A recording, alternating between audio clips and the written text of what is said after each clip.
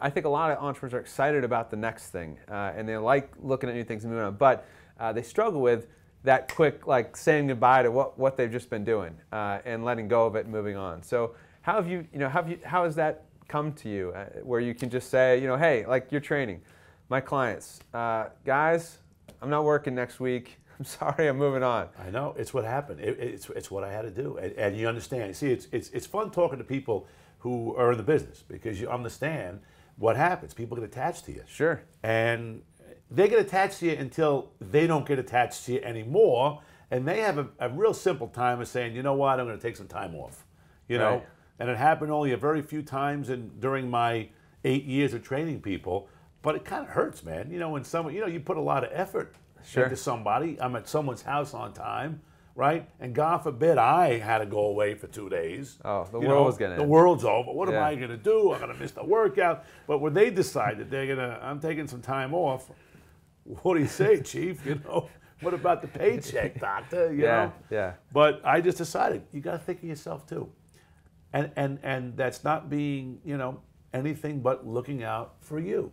That you need to do. And I can tell you, when it's time, you know it. Think about anything in your life. When it's time, you know it's time to make a change. I mean, whether it's with girlfriends or I've been married now 24 years. Fortunately, that time is not coming, it'll never come because I know the boss is there. Sure. But in business, and you should act on that. You gotta act, because if you don't, that's how you end up staying in a bad relationship or a situation that you're in thinking it's gonna get better. But with just that downward spiral, in your gut. Yeah. And I kind of know in my gut when that time was right. And you can't, if you're leaving it, you got to leave it. You can't say, I'm done today and go, but I'll still train 2 people. No, because then you're still a trainer, right? I'm going to not do infomercials, but maybe I'll do 1. No, well, then you're still doing infomercials. Hey, HSN, I'm going to go once every 6. Well, you're still going to HSN. You got to make the move. Burn the boats. It's not burn the boats, because you never want to burn. I can tell you right now, I got a great relationship with the folks at HSN. We created a whole new platform where now Mario Lopez goes down as a representative for Body Buy, right? We have a new product coming out. We have a female talent that we're going to introduce at HSN in September. The relationship was always there. I resurrected it. I picked up the phone and called this gal, Mindy Grossman, who's brilliant, came from Nike. She's turned that company around, turned HSN around.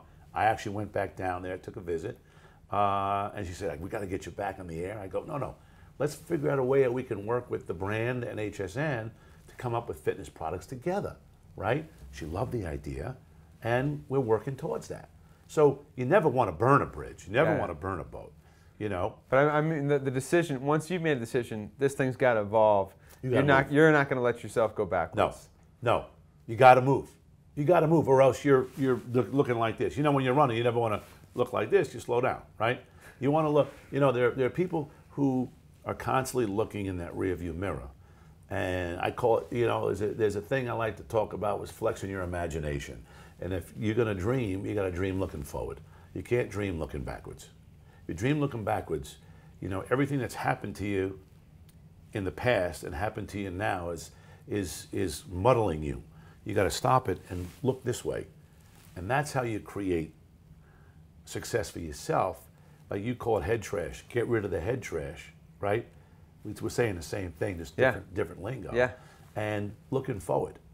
And I think that's another big trait of entrepreneurs is that you have multiple times where there's that tipping point in your company where, hey, if we stay in the middle, we're going to get run. So we're either going to bet it all and go big, or we're going to bet it all and go broke. Yeah. But we got to go all in. Yeah. And you've done that again and again and again. I guess that just, has that just continued to feed on itself for you as you've been through those experiences? Yeah, that's the way I do it. Either I'm all in or I'm not. And I got to be all in. I met a very interesting guy the other day who owns a company called Skechers. And he said something to me that really resonated. He said, what I love, Jake, is I love the action. He doesn't need to be working anymore. He loves the action. And that to me said it all. It's the action. It's exciting. I've never jumped into somebody else's game. I've always, fortunate to be the first guy to do personal fitness training. Launched the first fitness television network, Fit TV, and sold it to Murdoch. Launched another service called Exercise TV. Have a platform now called Fit Orbit, the first fitness platform that connects a consumer to a trainer. Launched Major League Lacrosse. There was no such thing as professional outdoor lacrosse. I mean, I dig that. There's a lot of brain damage associated with it, man. But I really wouldn't have it any other way. I mean, it's not about making the dough because, and some you don't, and some. My youngest son, when he's 45, they'll probably roll me out in midfield in Major League Lacrosse, and they'll say, "Wave, Dad," and stop drooling, and they'll roll me off, and they'll see the profits somewhere down the road. But you don't do it for that, man. You do it for the passion. You do it because you want to take a shot, and because it makes you feel good to take a sport or do what you love to do, and put a fitness center in a school or help somebody go from 1 push-up to 12 push-ups. And that translates into them being able to close a deal at work because they now feel that I'm empowered, man. You just not only built my body, but now you give me confidence. What we do, what the people that you deal with every day do is so important. But you got to know that too. And you feed off of that. And it makes you stronger, man.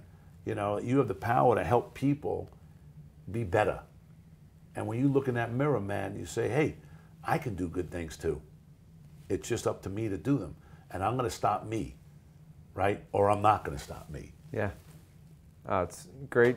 Again, great lessons. Yeah. Hey, you should write another book. I think you got something to talk about This here. is great. I'm looking forward to October, man. Absolutely. It's going to be a lot of fun.